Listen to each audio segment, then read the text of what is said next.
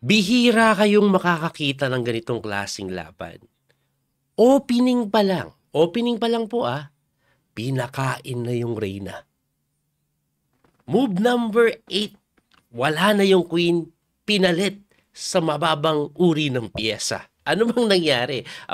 Ito po'y laban between Grandmaster Hari Krishna Pentala at si Nesterov Arseny na nangyari po sa round 2 ng FIDE World Cup 2025. Grabe po ang pangyayari. Okay, simulan na po natin yung pag-a-analyze. Puti po si Hari Krishna dito. Nag-E4 Tapos nag-E5. Knight F3, Knight F6. So Petro, pagkatira po ng Knight F6, nag-D4 po yan. Hindi common. Ang common kasi kinakapture Diba? Iba po dumidepensa. Iba nagbi-bishop C4. Pero ito pong D4, well, hindi naman po siya novelty. Marami din tumira pero hindi yan yung kadalasan. Pagka D4, kinakapture po madalas ito pong E4 na sinasagot po ng pawn takes E5.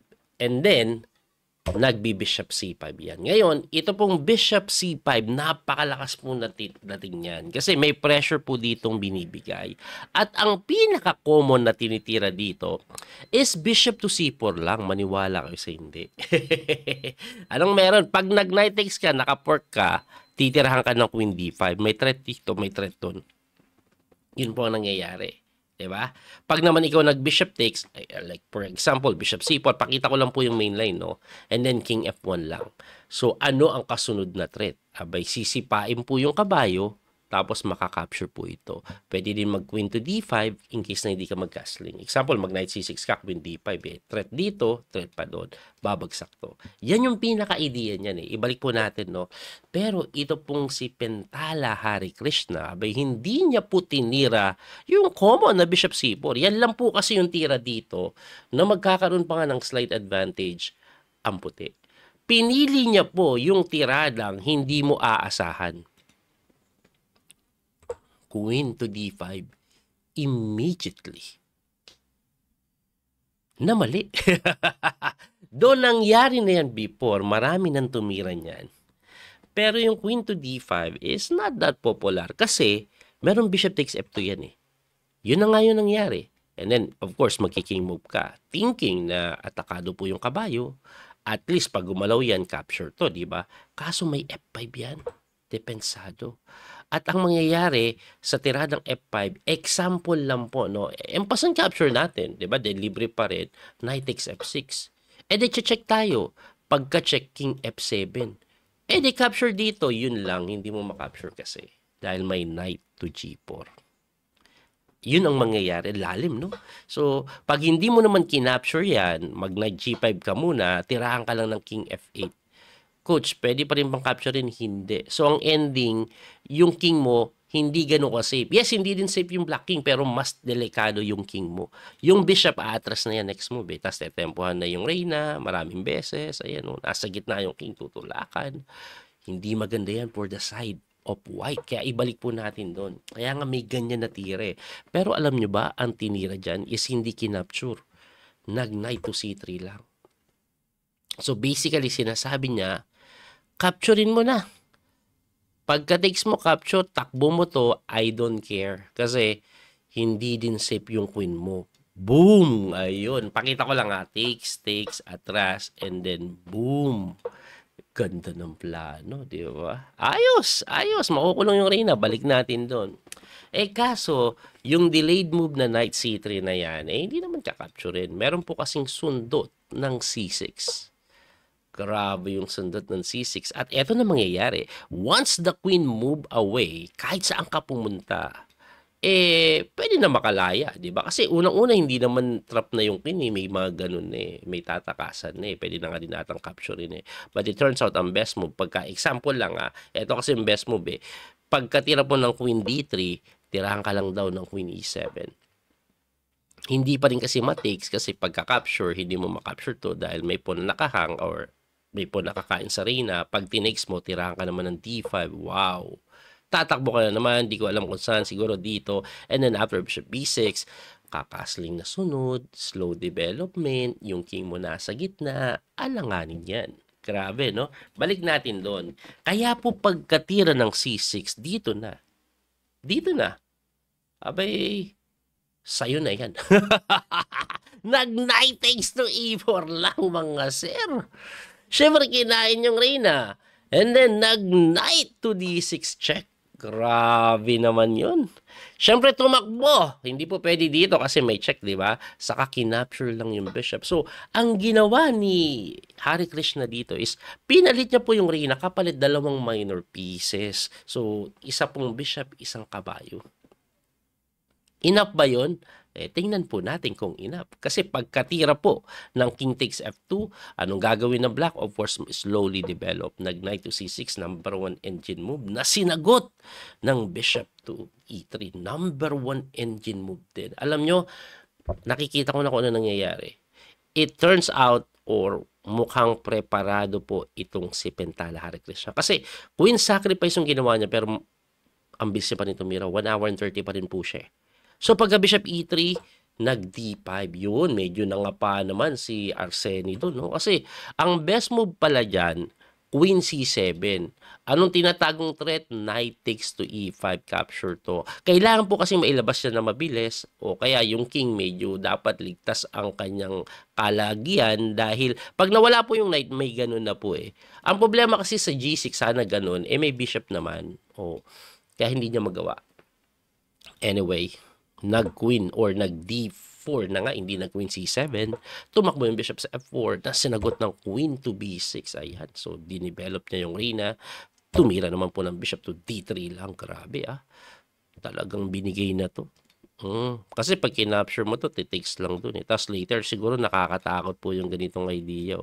Katakot. Nakabukas kasi yung f-file. Hindi safe yung king. Anyway, nag-knight to e7 yan na mali na daw. Ibalik lang natin, ano bang best move? Ang best move daw, h6. Wag pahintulutan yung mga talon. Baka pwedeng gumanon, no? Tapos may escape route later on, doon pupunta. Hindi ko sure, pero tinira nga is knight to e7 na sinagot lang ng bishop to d2. Grabe yung bishop to d2. Kasi ang idea po ng knight e7, bukod po sa depensa, tatalon po talaga yan doon. Tatalon yan doon, atakihin ito. So, ang ginawa niya, inatras niya na agad para pagkatalon doon, kainin na lang yung pawn sa f5 kasi wala na pong ina-attacking bishop. Pagkatira po niya, nag-knight e3 hitting the bishop, na bumalik lang. Pagkabalik, nag-king to e7 para magamit yung tore. Para magamit na nag-rook lang po sa e1. Nag-rook to f8, mali na naman daw. Ano ba tamang tira? h6, talagang ayaw patalunin yung kabayo, no? Anyway, rook to f8 ang ginawa na sinagot ng another brilliant sacrifice. Boom! Another brilliant sacrifice. Teka lang. First brilliant sacrifice niya ata, yung queen sacrifice, di ko sure kung brilliant eh. Anyway, kinapture po yan, kinain, and then binawi. At dito, napilitan, ipakain na naman yung tore. Rook takes f3. Bakit po kailangan niyang tanggalan ng depensa ito? For example lang, no, queen takes b2 ka, magkakaroon po ng bishop to g5. Tatakbo ka dito, magkakaroon po ng bishop c4. Ang sakit-sakit, di ba? Ang only way mo to continue dito is iharang. So instead na mangyari yon, ang ginawa is kinapture na lang. Bakit? Pagka takes, nag-capture doon ang malaking diferensya after bishop g5, king move, hindi ka mati dito dahil may capture dito. Anyway, tinirahan lang po yan ng rook to e1. Pagka rook e1, mamatiin sa c4, tinirahan naman po ng b5 para hindi maka-bishop c4. Libre po yan, pero pag kinapture kasi yan, may check dito eh. Hindi mo makapture ng knight, malilibre yung bishop. Diba? So, magkakaroon ng mga counter-counterplay, may kain din dito, may mga ganun, no? Kaya ang ginawa po niyan is nag-bishop to f4. Tumakbo, only move, check. Tumakbo, tinikman yung tore. At ito ay winning na bigla for the side of white. Siyempre, lumabang pa yan, chumek. Humarang, kumapture, bumalik. Tumakbo doon, check. Tumakbo, gumanon, sinimplihan, boom, nag-resign. Pagka h4 resign siya. Bakit? Hindi niya po matakes ito. May ganun discovery check. Daming pyesa lamang eh. Anong gagawin niya sunod? Anong tira niyan? Like for example po, mag-h6 tayo. No? At least maka-atake man lang. May check dito. Ganito po gagawin. Punta doon, rook d3 check. Okay? Pag ikaw tumakbo ka dito, susundutin ka ng ganon, halos mamati na yan. Ang pinaka-best move niya, capture dito, kaso tirahan ka lang ng napakasimpleng bishop to f4, takbo ka dito, bishop to g4, saan pupunta yung reyna?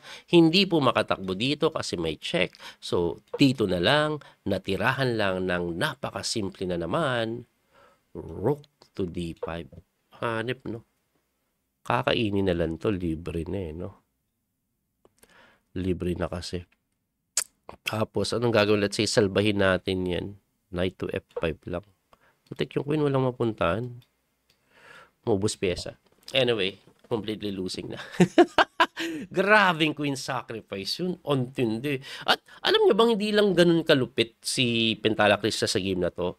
Okay? Kasi sa round number 3, nag-start na yung round number 3 kahapon, yung first game niya, ito nangyari. Kalaban niya po si Daniel Darda. Malakas na player din po ito. From Belgium ito, alam ko eh. So, ang tinira po is E4, C5. Okay, tingnan nyo yung deep preparation dito ni Pentala Harikrishna. So, normal lang po na Sicilian. Ayan o, normal na Sicilian. And then, nag-knight po siya sa, sa C6. So, classical. Nag-bishop G5, E6, Queen to D2, A6, lahat po yan linya. Paborito to ni Garry Kasparov yung Richard Hauser. Nag-capture, takes, and then castling. Pagka-castling, bishop E7, capture lang. Tapos pawn takes, ayan. Hindi pwede bishop kasi babagsak to. Linya lahat yan. And then bishop to C4. Pagka bishop C4, bishop B7, linya talaga to. Nag-rook to E1, sinagot ang queen A5, king to B1, and then nag-queen to C5. Of course, queen to bishop to B3, umatras, and then nag-D5. Ayun. Pagka D5, knight to A4. Tumakbo, nag-C4. Talagang binibiyak. Nag-rook to D8 which is blunder daw po. Ang best move po dito is capturing na lang daw. Ang pangit kasi pag kinapture mo eh. Sira yung pawn structure, parang bad bishop, pero yan daw yung best move. Ang tira na to mali kasi pagka takes, capture, umatras. Kasi pagka-capture po dyan, takes, aatrasan ka lang. Inatrasan lang. Ngayon, nagbibigay po ng matinding pressure dito. Ang kagandahan dyan, pagka takes, kala mo, libre pawn, may check eh. Pagka king move mo, check na naman. Pagka king move mo, kinapture. Bishop takes, naku po, mamatihin ka, boy. Kaya tumira po yan ng bishop to c7, preventing bishop g3, kinapture. Takes, and then, magro-rook g4 para madepensahan, nag-f5. At eto, isang tira na pa-resign. Grabe yung preparasyon ni Pentala Harikrishna. Walang depensa mga sir, mangingisay ka. Ang tanong coach, ba't hindi kinapture? Pag kinapture mo kasi bishop b3, mamatihin. And walang iba ang way para depensahan niya na maayos. Ito lang, kaso mati pa rin yan. Takes dito, check dito, check dito, boom. Criss-cross checkmate talaga ang gagawin. Ubosh! Ang lupit ni Harikrishna. Alam niyo ba, ito pong si Pentala Harikrishna, meron po itong chessable eh. Gusto ko yung mga preparasyon niya doon sa French chessable. Ang lupit. Ganun talaga yan mag-prepare. Si Pentala Harikrishna is a former number 2 ng India kasi number 1 si Anand. At ito po yung second ni Anand. Magaling talaga sa preparasyon. Isa din po siya sa coach ni Abhimanyu Mishra, yung youngest grandmaster. Grabe, no? Tindi. Anyway, sana po nag-enjoy kayo at may natutunan. Abangan po natin yung mga susunod na laban. Muli ito man yung Coach Speedy Master Daniel Causo. Don't forget to like and share, follow and subscribe. Maraming salamat po sa inyong suporta. God bless mga kabiyahe. Thank you.